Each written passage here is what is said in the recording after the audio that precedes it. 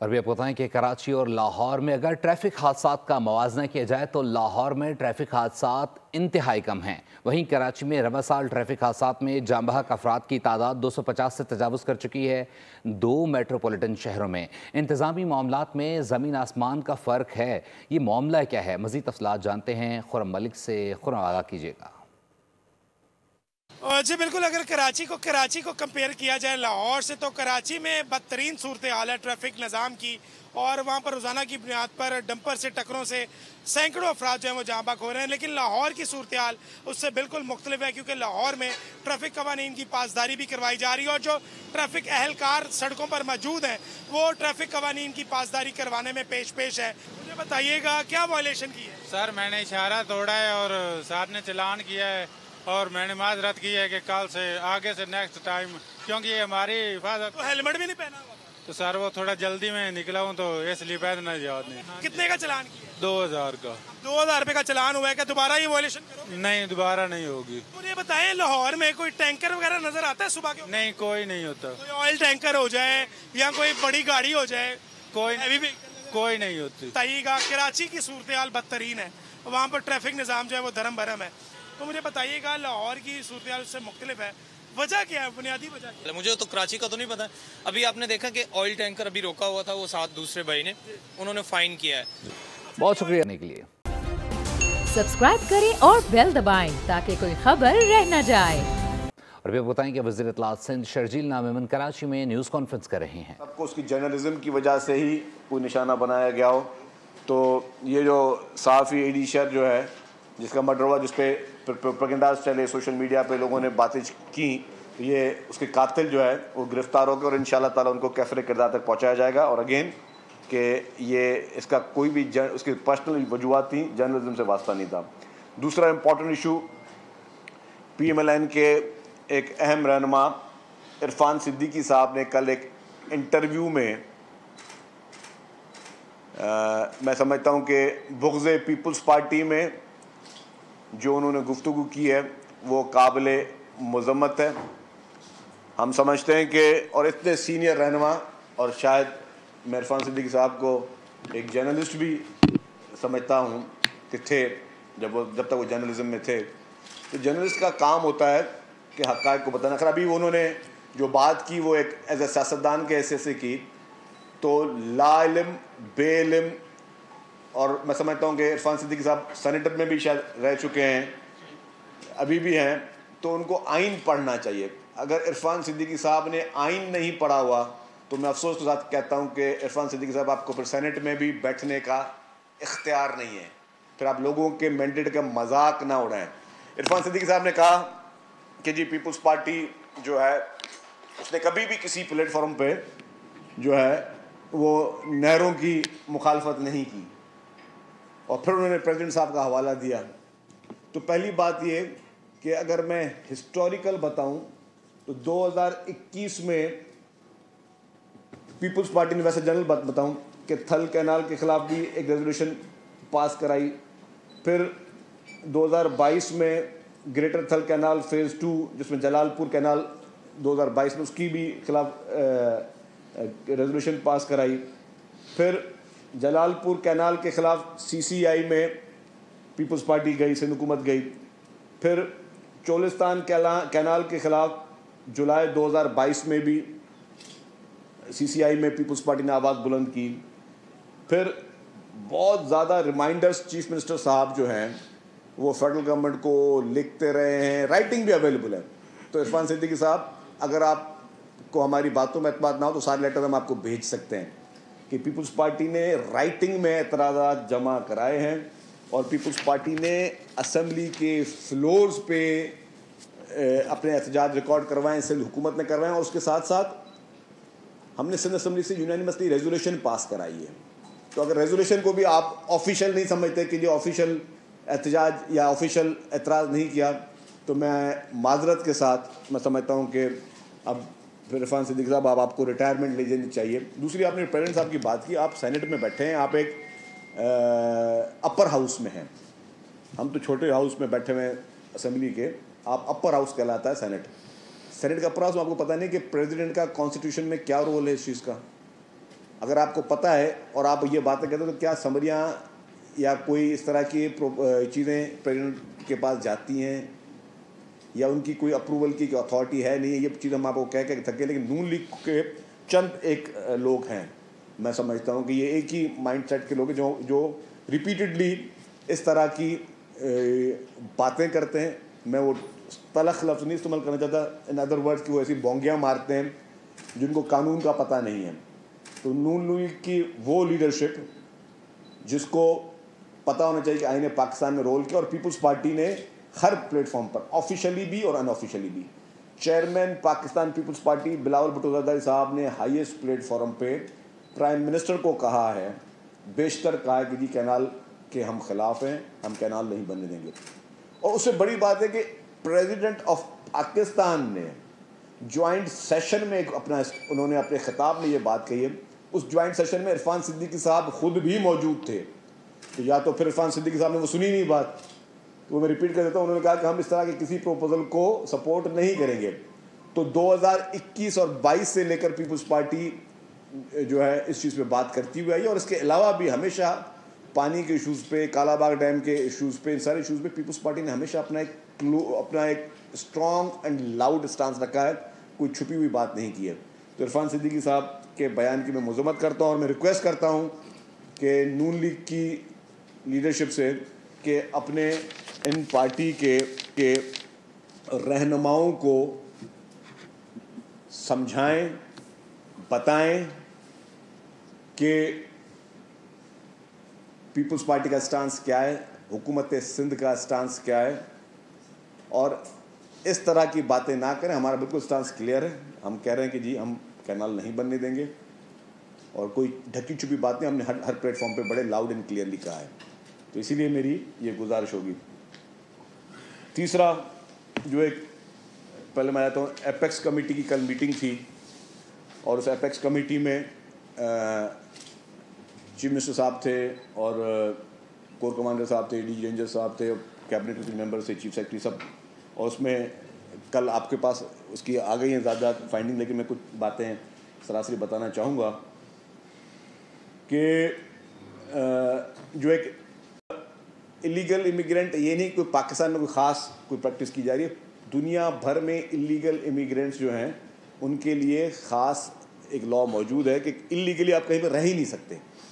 दुनिया में international boundaries हैं, उसमें रहने के तरीके हैं, या आप वीज़ा लेकर जाएंगे या आप जो है अपने कोई नेशनलिटी लेंगे, जो भी तरीक़ेकार हैं, लेकिन इलीगली आप कहीं पे भी नहीं रह सकते। तो इसलिए कोई ख़ास नई बात नहीं, लेकिन इस पर एक्शन ज़ाहिर है वफाकी हुकूमत ने और सूबाई हुकूमतों ने मिलकर लिया है। तो इस वक्त तक मैंने बताया आपको कि जिस तरह 991 बाशिंदों को वापस भेज दिया गया, जिसमें से 476 मेल हैं, 179 ख़वातीन हैं, 336 बच्चे शामिल हैं और तकरीबन 220 अफराद जो है अभी भी कैंप में मौजूद है जिनको अभी डिपोर्ट करना है। तो ये डे टू डे प्रैक्टिस चलती रहेगी। कोई भी इलीगल इमिग्रेंट जब तक हमारे इस सूबे में होगा तो हुकूमत सिंध की बड़ी लाउड एंड क्लियर पॉलिसी है कि उनको निकाला जाएगा।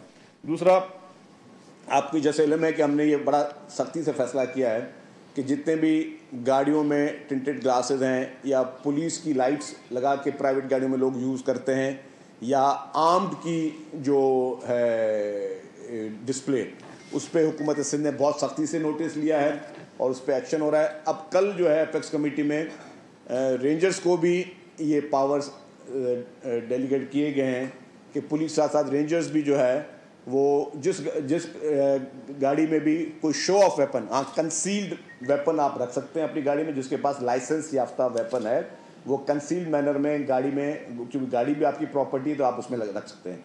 पब्लिक प्रॉपर्टी में आप अपना वेपन नहीं लेके जा सकते। ये नहीं सकता कि आप पब्लिक बस में जा रहे हैं और अपनी पिस्टल आपने लगा दी, वहाँ नहीं जा सकते।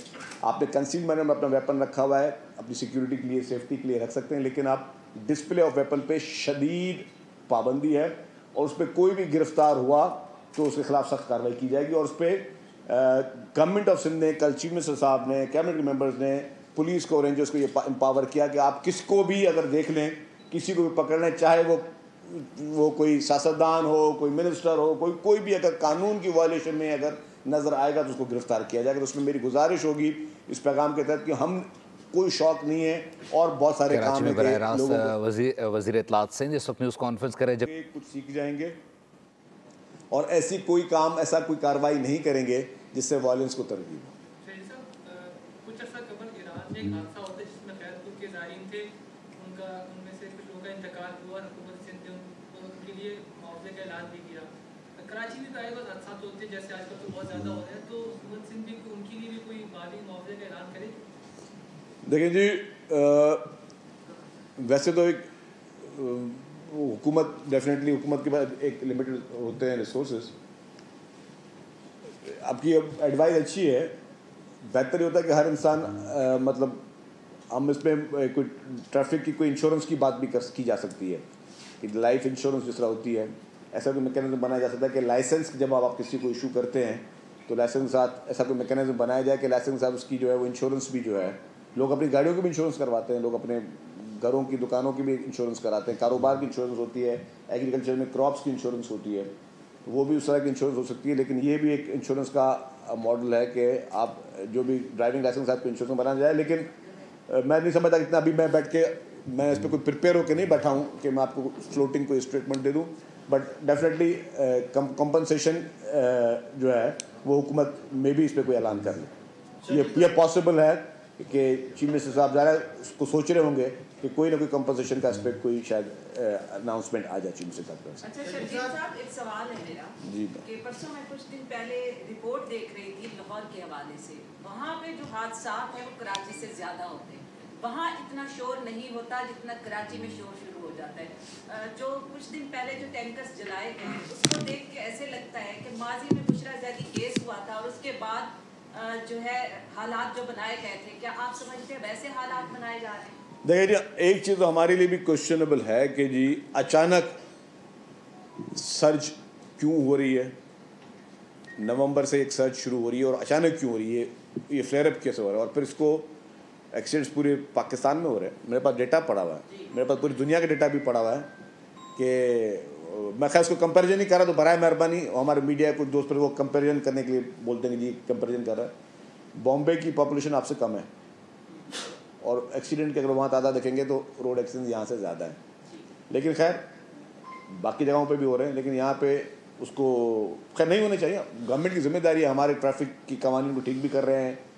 मैंने आपको जिस तरह कहा कि हम स्पीड लिमिट्स भी कर रहे हैं, जितने भी मेजर्स हैं सारे मेजर्स चीफ मिनिस्टर साहब personally he is very keen. Chief minister साहब बहुत ज़्यादा संजीदगी के साथ, मतलब आज भी अभी मैं एक मीटिंग थी उसमें भी इस ट्रैफिक कवानीन पे बात हुई, ट्रैफिक हादसात पे बात हुई, तो ही इज़ वेरी कंसर्न। और पूरी पीपल्स पार्टी की गवर्नमेंट कंसर्न है, चेयरमैन पार्टी और सब लीडरशिप कंसर्न है कि क्योंकि एक भी कीमती जान सबके लिए मानत है। लेकिन ये जो इस पर जो सियासत हो रही है और कहीं नहीं होती, आपकी बात ठीक है, वहाँ पे एज ए प्लान जो है गाड़ियों को आग लगाना, फिर सियासी बयानात बनाना, फिर उन इशूज़ पे जलसे करना, फिर उस इशू में पॉलिटिक्स करना, फिर आपके वफाकी वज़रा बैठ कर वो फिर मिसालें देते रहें कि जी वो बुशरा ज़ैदी की, और मतलब ये आप कोई रिकैप करने की कोशिश कर रहे हैं, मतलब आप खुद बोल रहे हैं और वो बोल के भी कर रहे हैं कि जी अब पहले भी हमने ये किया था तो वो एक हादसा था, अब हम सब चीज़ें। तो ये गवर्नमेंट, ये this is news for me. शुक्रिया भाई, हमें किसी की सपोर्ट करने की ज़रूरत नहीं है और ना ही हमारी किसी से दुश्मनी है, ना हमारी MQM से दुश्मनी है, ना हकीकी से दुश्मनी है, ना किसी ट्रांसपोर्टर से दुश्मनी है। हम चाहते हैं कि भाई सब ने मिल के इस पाकिस्तान को मजबूत करना है। उसको मजबूत करने के लिए खालिद मकबूल साहब भी अपना रोल प्ले करें, मुस्तफ़ा कमाल साहब भी रोल प्ले करें, आपके आफाक अहमद साहब भी रोल प्ले करें, जितनी एसोसिएशंस हैं वो भी रोल प्ले करें कि सब मिलकर, क्योंकि अभी आपको पता है लोगों के मसाइल क्या हैं, लोगों के मसाइल में हम इजाफा कर रहे हैं। कहीं पे रोड ब्लॉक करें तो हम इजाफा कर रहे हैं, कहीं पे एहतजाज करें तो हम इजाफा कर रहे हैं। लोगों के बेसिक मसाइल इस वक्त लोगों के बहुत ज़्यादा इशूज़ हैं, हम उनकी ज़िंदगी को आसान कैसे कर सकते हैं। अब कोई भी शख्स अगर लोगों को बोलेगा नहीं यार अब तुम अब ये जलाना शुरू कर, तो तोड़ना शुरू कर, ये चीज़ें आसान नहीं होती चीज़ें। मतलब ये नफ़रतों की सियासत करना, ये आप एक्सपीरियंस करके भी अगर नहीं सीखे हो तो कुछ। और मैं ये बता दूँ MQM को कि नफ़रत की सियासत दोबारा अगर भड़काने की MQM नाकाम कोशिश करेगी तो इस बार आवाम की पजीराई नहीं मिलेगी उनको। तो ये नाकाम कोशिश MQM ना करे और ना ही हम उनको करने देंगे। ये बहुत वाज़ेह पैगाम है कि हम उनको ना ही इस तरह की कोई नफरतों की सियासत करने देंगे, ना ही उस नफरतों की सियासत करने की कोशिश करें। या वो बेचारा 1 घंटे तक, हाँ जब बोलो। मेरा ये सवाल था कि कैनाल्स के खिलाफ जो मुख्तलिफ करारदाद पीपल्स पार्टी ने भी करारदाद जमा कराई और PTI ने भी, क्या ये मुमकिन नहीं है कि दोनों जमातें मिल बैठ के एक करारदाद लाई जाए इन कैनालों के खिलाफ? मुनीर साहब, आपकी मशवरे की मेहरबानी, लेकिन जब हमने इस करारदाद देखा था तो आपकी PTI भाग गई थी कौमी असम्बली से, तो वो बस और मेरी PTI वाला वो कौमी असम्बली से भाग गई थी और उन्होंने बाइकआउट का बहाना किया था।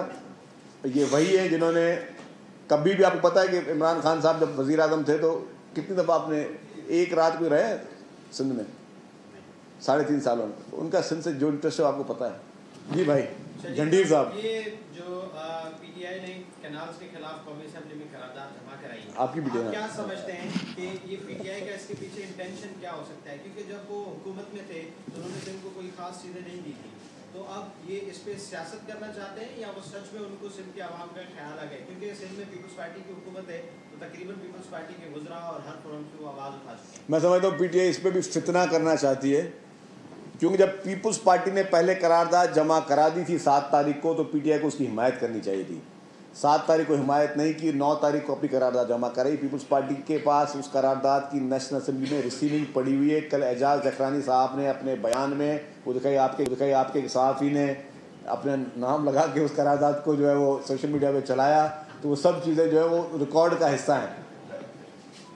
तो वो ठीक है जी, थैंक यू, शुक्रिया। वज़ीर इत्तलात सिंध शर्जील मेमन इस वक्त कराची में न्यूज़ कॉन्फ्रेंस कर रहे थे। उन्होंने कहा कि MKM को नफरत की नाकाम सियासत करने की इजाज़त नहीं देंगे। सब्सक्राइब करें और बेल दबाएं ताकि कोई खबर रह न जाए।